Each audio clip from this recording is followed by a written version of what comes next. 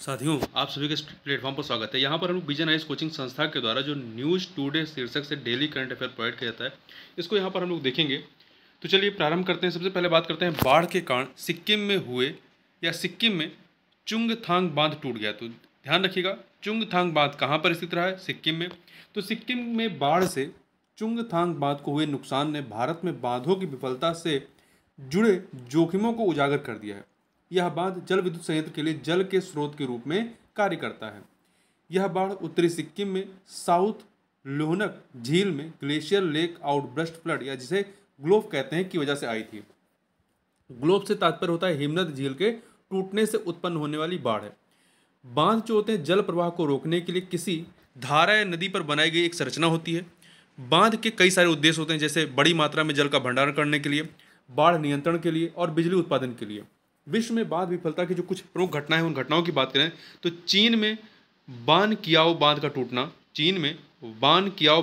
जो कि 1975 में टूटा। इसकी वजह से डाउन स्ट्रीम में निर्मित 60 अन्य बांध टूट गए थे या ढह गए थे और 80,000 से अधिक लोगों की मौत हो गई थी। गुजरात के मोरबी में मच्छू बांध का टूटना 1979 की घटना थी। इस घटना में 2000 से अधिक लोगों की मौत हो गई थी। बांधों से जुड़ी हुई चिंताओं की बात करें तो भारत में 293 बड़े बांध 100 साल से अधिक पुराने हैं। बांधों की मरम्मत और रखरखाव के लिए धन की कमी है। बांधों के निर्माण से मछली और कई अन्य जलीय प्रजातियां विलुप्त हो जाती हैं। इसके अतिरिक्त वन, आर्द्रभूमि और कृषि भूमि को भी नुकसान होता है। बांधों के तल के साथ जमी गाद जलाशय की जल भंडारण क्षमता को कम कर देती है। इससे बिजली उत्पादन, सिंचाई कार्य और बाढ़ नियंत्रण जैसे उद्देश्य बाधित होते हैं। बांध सुरक्षा के लिए उठाए गए कदमों की बात करें तो पहला है बांध सुरक्षा अधिनियम 2021। इसमें निर्मित बांधों की उचित निगरानी, निरीक्षण, संचालन और रखरखाव के लिए प्रावधान किए गए हैं। दूसरा है बांध पुनर्स्थापन और सुधार परियोजना DRIP। इसका उद्देश्य बांध सुरक्षा और परिचालन प्रदर्शन में सुधार करना है। इसका बाहरी वित्त पोषण के साथ कार्यान्वयन किया जा रहा है।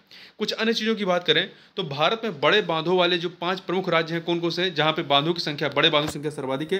तो नंबर 1 महाराष्ट्र में 1845 बांध है। फिर मध्य प्रदेश का नाम आता है, तीसरे पे गुजरात है, चौथे पे छत्तीसगढ़ है और पांचवें पे कर्नाटक है। जबकि 100 वर्ष से अधिक पुराने बड़े बांधों वाले शीर्ष राज्यों में सबसे अधिक कहाँ पे है? मध्य प्रदेश में, फिर दूसरे नंबर महाराष्ट्र, फिर गुजरात, फिर राजस्थान और पांचवें नंबर पे तेलंगाना आता है। आगे बात करते हैं वस्तु एवं सेवा कर GST परिषद की 52वीं बैठक आयोजित की गई। तो इस परिषद के द्वारा जो सिफारिशें की गई, उन सिफारिशों की बात करें तो पहला है जिला खनिज प्रतिष्ठान न्यास। जिला खनिज प्रतिष्ठान न्यास एक तरह के सरकारी प्राधिकरण हैं और उन्हीं की तरह GST से छूट के लिए पात्र हैं। जो जिला खनिज प्रतिष्ठान न्यास हैं एक तरह के सरकारी प्राधिकरण, और जिस प्रकार से सरकारी प्राधिकरण को छूट होती है उसी तरह इन्हें भी GST से ये छूट के पात्र हैं। सीरे अर्थात मोलसेस पर GST दर को 28% से घटा करके 5% करने की सिफारिश की गई है। इससे चीनी मिलें गन्ना किसानों को त्वरित भुगतान कर सकेंगी। मानव उपभोग के लिए अल्कोहल युक्त मदिरा के निर्माण में उपयोग किए जाने वाले एक्स्ट्रा न्यूट्रल अल्कोहल को GST के दायरे से बाहर करने की सिफारिश की है। यह जो एक्स्ट्रा न्यूट्रल अल्कोहल ENA उच्च सांद्रता वाला अल्कोहल है, या फार्मास्यूटिकल, परफ्यूम, टॉयलेटरीज अर्थात साबुन मंजन आदि इत्यादि के लिए प्रमुख घटक के रूप में कार्य करता है। GSTAT के सदस्यों की योग्यता की बात करें तो देखिए, निम्नलिखित को सुनिश्चित करने के लिए CGST अधिनियम 2017 के प्रावधानों को अधिकरण सुधार अधिनियम 2021 के तहत संरेखित करना होगा। अध्यक्ष एवं सदस्यों की न्यूनतम आयु 50 वर्ष होनी चाहिए तथा उनका कार्यकाल, जो अध्यक्ष हैं उनका 70 वर्ष तक और जो सदस्य हैं उनका 67 वर्ष की आयु तक होना चाहिए। GST परिषद के बारे में बात करें तो संविधान के अनुच्छेद 279A के उपबंधों के अधीन GST परिषद की स्थापना की गई। किस अनुच्छेद के तहत? तो ध्यान रखिएगा, 279A के तहत। ठीक है, इस प्रकार यह एक संवैधानिक निकाय है। अनुच्छेद 279A को 101वें संविधान संशोधन अधिनियम 2016 के माध्यम से संविधान में जोड़ा गया है। कौन से? 101वें संविधान संशोधन अधिनियम 2016 के माध्यम से। इसका अध्यक्ष केंद्रीय वित्त मंत्री होते हैं। सदस्यों में केंद्रीय वित्त राज्य मंत्री या राजस्व प्रभारी, वित्त या कराधान के प्रभारी मंत्री या प्रत्येक राज्य सरकार द्वारा नामित कोई अन्य मंत्री। इसका कार्य क्या होता है? GST के कार्यान्वयन से संबंधित मुद्दों पर सिफारिशें करना, मतदान के माध्यम से निर्णय लेना, निर्णय के लिए उपस्थित और मतदान करने वाले सदस्यों के 3/4 बहुमत की आवश्यकता होती है।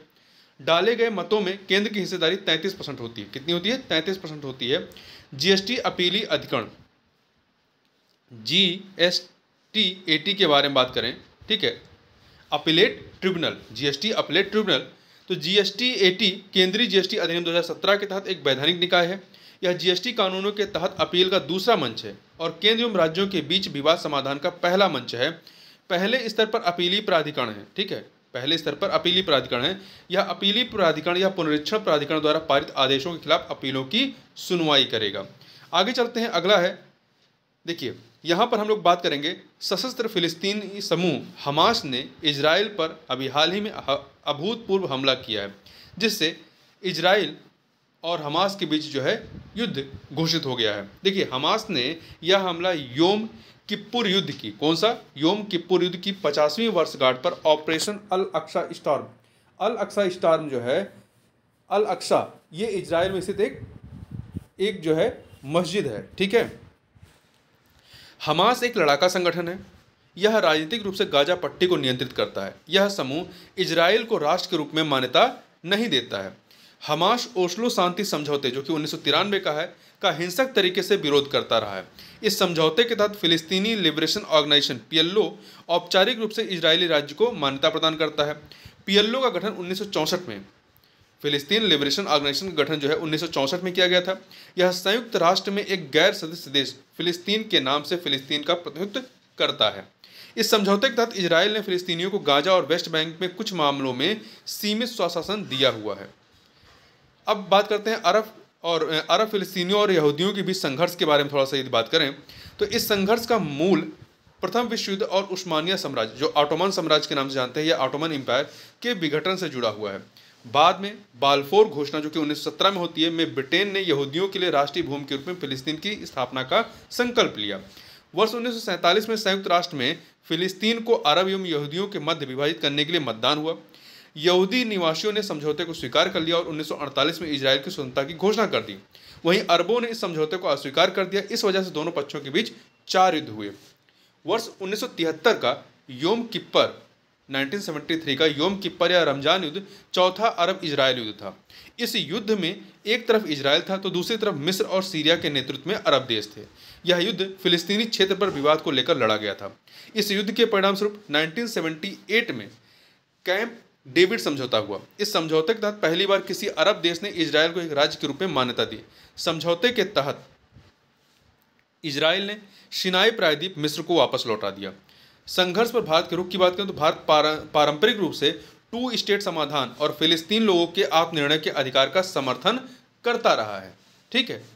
परंतु यहाँ ध्यान देने की बात है वर्तमान में भारत सरकार ने इजराइल का समर्थन किया है। तो यहाँ पर हम लोग थोड़ा सा मैप में देखें इजराइल की बाउंड्री को, यदि हम मैप में देखें क्योंकि ये एक ऐसा क्षेत्र है जिससे हमेशा आपके परीक्षा में प्रश्न पूछे जाते हैं। तो यहाँ पर हम लोग इजराइल को देखें, ये इजराइल है। इधर आपका ये जो समुद्र वाला इलाका है ये भूमध्य सागर है, मेडिटेरियन सी है। और यहाँ पर देखें इसकी सीमा जो है इधर इजिप्ट से, जॉर्डन से, इजिप्ट, जॉर्डन, सीरिया और लेबनान से जुड़ा हुआ है, ठीक है। इधर आपका गोलन हाइट्स है जिसको लेके सीरिया और इजराइल के मध्य में विवाद है। ये है आपका वेस्ट बैंक और यहीं पे है जेरूसलम, ठीक है। यहाँ है गाजा पट्टी। तो ये जो वर्तमान में जो युद्ध चल रहा है, ठीक है, जो हमास का अधिकार क्षेत्र है ये गाजा पट्टी जो है यहाँ पर ही इनका अधिकार है। तो पूरा जो युद्ध है यहाँ पे गाजा पट्टी पर इस समय वर्तमान में चल रहा है। तो इस चीज़ को आप ध्यान रखिएगा, मैपिंग के दृष्टिकोण से काफ़ी महत्वपूर्ण है। और यहाँ देखिए इसमें इस कलर का, ऑरेंज कलर का जो दिखाई पड़ रहा है यहाँ पर, ये आपके फिलिस्तीनी सिविल कंट्रोल के तहत हैं। और जो डार्क में है, इसी में जो डार्क कलर का है इस प्रकार का, ये बिल्टअप फिलिस्तीनियन एरिया है, ठीक है। तो यहाँ पे जो फिलिस्तीनी हैं इस यहाँ पर वेस्ट बैंक में रहते हैं। तो ये था इजराइल के बारे में और जो हमास के द्वारा युद्ध मतलब हमला किया गया उसके बारे में। अब आगे चलते हैं। भारत मौसम विज्ञान विभाग IMD और क्राइस्ट विश्वविद्यालय ने जलवायु अनुसंधान पर सहयोग करने के लिए एक समझौता ज्ञापन MOU पर हस्ताक्षर किए हैं। देखिए इस MOU पर या इस MOU का दायरा जलवायु विज्ञान में मानव संसाधनों के प्रशिक्षण, विकास, अनुसंधान और प्रकाशनों तक विस्तारित है। यह क्षमता निर्माण कार्यक्रम को सुगम बनाएगा। यह प्रस्तावित national framework for climate services NFCS के मुख्य लक्ष्यों में से एक है। यदि हम national framework for climate services NFCS के बारे में बात करें तो भारत ने NFCS को global framework for climate services के आधार पर प्रस्तावित किया है। स्विट्जरलैंड, चीन, जर्मनी और यूनाइटेड किंगडम ने भी NFCS लॉन्च किए हैं। यह विज्ञान आधारित जलवायु निगरानी और पूर्वानुमान सेवाओं के सृजन, उपलब्धता, वितरण एवं उपयोग को मजबूत करने पर आधारित है। यहाँ पर ये देखें, जलवायु सेवाओं के बारे में बात करें तो देखिए, जलवायु सेवाओं में आपदा जोखिम में कमी, स्वास्थ्य, ऊर्जा, कृषि एवं खाद्य सुरक्षा, जल और अन्य चीज़ें आती हैं। यदि हम बात करें IMD, तो IMD जो है आपका भारत में मौसम विज्ञान विभाग जो है भारत में NFCS के सूत्रीकरण, फॉर्मुलेशन और कार्यान्वयन के लिए नोडल एजेंसी होगा। अब बात करते हैं NFCS की आवश्यकता क्यों है, national framework for climate services की आवश्यकता क्यों है। कृषि उत्पादन, स्वास्थ्य संबंधी रुझान और उच्च जोखिम वाले क्षेत्रों में जनसंख्या वितरण का पता लगाने तथा सड़क व अवसंरचना की मैपिंग आदि में इसकी आवश्यकता है। नई जलवायु परिस्थितियों से निपटने के लिए तैयारी करने में तथा जलापूर्ति, चरम मौसमी घटनाओं आदि पर उनके प्रभावों के प्रति अनुकूलन में। GFCS के बारे में बात करें, अर्थात आपका global framework for climate services के बारे में बात करें तो इसे 2009 में, कब 2009 में विश्व जलवायु सम्मेलन 3 में लॉन्च किया गया था। इसका समन्वय विश्व मौसम विज्ञान संगठन WMO करता है। इसका गठन विश्व के अलग अलग देशों की सरकारों और संगठनों की साझेदारी में से किया गया। भारत GFCS का एक संस्थापक सदस्य है। इसका उद्देश्य सभी जलवायु सेवा हितधारकों की एक जलवायु स्मार्ट सोसाइटी का विकास करने के लिए मिलकर कार्य करने में मदद करना है। आगे चलते हैं, आगे बात करते हैं 19वें एशियन गेम्स चीन के हांगजू में समाप्त हुए। तो 19वें एशियन गेम के बारे में बात करें तो सबसे पहली बात याद रखिएगा, 19वें एशियन गेम्स का आयोजन कहाँ पर किया गया, तो चीन के हांगजू में। इसमें भारत ने 107 पदकों के साथ चौथा स्थान हासिल किया। इन पदकों में 28 स्वर्ण, 38 रजत और 41 कांस्य पदक। तो ध्यान रखिएगा, महत्वपूर्ण है, 107 पदक हैं जीते हैं भारत ने, चौथा स्थान हासिल किया है, 28 स्वर्ण हैं 107 में, 28 स्वर्ण, 38 रजत और 41 कांस्य हैं। इस उपलब्धि ने इंडोनेशिया के जकार्ता में हुए, जो इससे पहले 18वां एशियन गेम्स था, में भारत के सर्वश्रेष्ठ प्रदर्शन को पीछे छोड़ दिया, जिसमें भारत ने 70 पदक जीते थे, इस बार 107 पदक जीते हैं। प्रदर्शन में सुधार का कारण क्या था, मुख्य रूप से टारगेट ओलंपिक पोडियम स्कीम, जो टॉप्स के तहत ओलंपिक में शामिल खेलों के लिए सरकारी फंडिंग में लगातार वृद्धि इसका कारण है। चीन 383 पदकों के साथ सूची में शीर्ष पर है, नंबर 1 पर है, दूसरे पे जापान है और तीसरे पे कोरिया गणराज्य का स्थान है। इन गेम्स में 61 खेलों में प्रतिस्पर्धा हुई। इनमें गैर ओलंपिक खेल हैं, जैसे जो ओलंपिक में नहीं शामिल, जैसे कि कबड्डी, शेप कटकरा, क्रिकेट, गो बोर्ड गेम तथा नए खेल जैसे कि ब्रेकिंग, स्पोर्ट क्लाइंबिंग, ई स्पोर्ट आदि भी इसमें शामिल थे। Asian game Olympic council of Asia calendar का सबसे पुराना एवं सबसे प्रतिष्ठित आयोजन है। एशियन गेम्स अंतर्राष्ट्रीय ओलंपिक समिति द्वारा मान्यता प्राप्त है। ये ओलंपिक के बाद कई खेलों वाली दूसरी सबसे बड़ी प्रतियोगिता है। ओलंपिक खेलों की तरह ही ये भी हर 4 साल पर आयोजित की जाती है। वर्ष 2023 के एशियन गेम्स का मोटो था heart to heart at the rate future. ध्यान रखिएगा, महत्वपूर्ण है, इसका मोटो क्या था, heart to heart at the rate future. 20वें एशियन गेम्स 2027 में जापान में आयोजित किए जाएंगे। ठीक है, तो ये भी ध्यान रखिएगा कि 19वां तो चीन में हुआ, ठीक है, 19वां चीन के हांगजोउ में हुआ, अब 20वां कहाँ होगा, तो जापान में। भारत और एशियन गेम्स के बारे में थोड़ा सा इतिहास देखें तो इन खेलों का पहला और 9वां संस्करण 1951 और 1982 में नई दिल्ली में आयोजित किया गया। 2 बार भारत में आयोजित हुआ है, नई दिल्ली में, पहला 1951 में और 9वां 1982 में। वर्ष 1990 के एशियन गेम्स को छोड़कर भारत हमेशा पदक तालिका में शीर्ष 10 में रहा है। भारत ने एशियन गेम्स के सभी संस्करणों में भाग लिया है और प्रत्येक स्पर्धा में कम से कम 1 स्वर्ण पदक जीता है। टॉप्स के बारे में बात करें, जिस योजना का फायदा खिलाड़ियों को मिल रहा है, उस योजना के बारे में बात करें तो देखिए, यह युवा मामले और खेल मंत्रालय का एक फ्लैगशिप कार्यक्रम है। इसका उद्देश्य भारत के शीर्ष एथलीट्स को ओलंपिक में पदक जिताने में सहायता प्रदान करना है। ठीक है, आगे चलते हैं। केन बेतवा लिंक परियोजना को अंतिम वन मंजूरी प्रदान की गई। देखिए, वर्ष 2021 में केंद्रीय मंत्रिमंडल ने केन बेतवा लिंक परियोजना के कार्यान्वयन को मंजूरी दी थी। यह राष्ट्रीय परिप्रेक्ष्य योजना, नेशनल प्रोस्पेक्टिव प्लान NPP के तहत पहली नदी जोड़ो परियोजना है। केन बेतवा लिंक परियोजना सूखाग्रस्त बुंदेलखंड क्षेत्र के लिए एक परियोजना है। यह क्षेत्र उत्तर प्रदेश, जो बुंदेलखंड क्षेत्र है, उत्तर प्रदेश और मध्य प्रदेश के 13 जिलों में फैला हुआ है। केन बेतवा लिंक परियोजना के तहत केन नदी से अधिशेष जल, जो अधिक जल है, उसको बेतवा नदी, जहाँ पे जल की कमी है, उसमें स्थानांतरित किया जाएगा। केन और बेतवा यमुना की सहायक नदियाँ हैं। केन बेतवा लिंक परियोजना के बारे में बात करें तो इसके 2 चरण हैं। 2 चरणों में ये संपन्न होगा। पहले चरण में इसमें दौधन बांध कॉम्प्लेक्स तथा सहायक इकाइयों जैसे कि low level tunnel, Ken Betwa link नहर और बिजली घरों का निर्माण किया जाएगा। दूसरे चरण में इसमें लोअर ओर बांध, बीना कॉम्प्लेक्स परियोजना और कोठा बैराज का निर्माण किया जाएगा। केन बेतवा लिंक परियोजना के बारे में बात करें, इसका महत्व क्या है। यह परियोजना जल आपूर्ति और सिंचाई के लिए जल उपलब्ध कराकर बुंदेलखंड क्षेत्र में पानी की कमी को दूर करेगी। यह बिजली भी उत्पादित करेगी, 103 मेगावाट जल विद्युत और 27 मेगावाट सौर ऊर्जा। केन बेतवा लिंक परियोजना से जुड़ी चिंताओं की बात करें तो 20 लाख पेड़ों को काटना पड़ सकता है। पन्ना टाइगर रिजर्व के कुछ क्षेत्र जलमग्न हो सकते हैं। केन घड़ियाल अभ्यारण्य के घड़ियालों सहित अन्य वन जीवों के लिए भी खतरा उत्पन्न होगा। इसके अतिरिक्त हर नदी का अपना एक बायोडायवर्सिटी होती है, तो उसके भी बिगड़ने का पूरा खतरा है। राष्ट्रीय परिप्रेक्ष्य योजना के बारे में बात करें तो राष्ट्रीय परिप्रेक्ष्य योजना की जो एनपीपी की योजना है, तत्कालीन सिंचाई मंत्रालय, जिसे अब जल शक्ति मंत्रालय कहते हैं, ने बनाई थी। इसका मुख्य उद्देश्य अधिशेष जल वाले बेसिन से पानी की कमी वाले बेसिन में जल स्थानांतरित करना है। एनपीपी राष्ट्रीय परिप्रेक्ष्य योजना के आधार पर राष्ट्रीय जल विकास एजेंसी ने, एनडब्ल्यूडीए ने, राष्ट्रीय जल विकास agency, national water development agency ने 30 नदी जोड़ों परियोजनाओं की पहचान की। ध्यान रखिएगा, 30 नदी जोड़ों परियोजनाओं की पहचान की। इनमें से 16 प्रायद्वीपीय क्षेत्र में, जिसमें आपका केन बेतवा जो लिंक परियोजना है ये भी शामिल है, और 14 हिमालयी क्षेत्र में है। आगे बढ़ते हैं कपास के कुछ अन्य सुर्खियों में। कपास के बारे में बात करें तो हाल ही में वस्त्र मंत्रालय ने विश्व कपास दिवस 2023 मनाया। 2023 तो आपको कमेंट बॉक्स में बताना है कि विश्व कपास दिवस 2023 किस तारीख को मनाया गया। कपास के बारे में बात करें तो यह एक खरीफ फसल है। कपास एक खरीफ फसल है। दक्कन के पठार की काली कपास मिट्टी अपनी उच्च जल धारण क्षमता के कारण कपास की उत्पादकता के लिए सबसे अनुकूल है।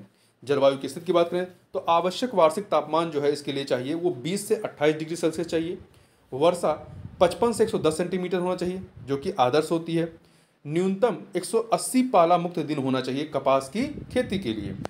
कपास उत्पादक राज्य के बारे में बात करें तो महाराष्ट्र, गुजरात, मध्य प्रदेश, कर्नाटक, आंध्र प्रदेश, तेलंगाना, तमिलनाडु, पंजाब, हरियाणा और उत्तर प्रदेश ये कपास उत्पादक राज्य हैं। भारत में कपास की सभी 4 प्रजातियां उगाई जाती हैं। ये 4 प्रजातियां कौन सी हैं तो एशियाई कपास, जिसे गॉस्पियम आर्बोरियम कहते हैं, एशियाई कपास। दूसरा जो है हर्वेशम है। तीसरा है मिस्र की कपास, जी बारबंडेश है। और चौथा है अमेरिकी उच्च भूमि कपास, जी हिरशुटम है।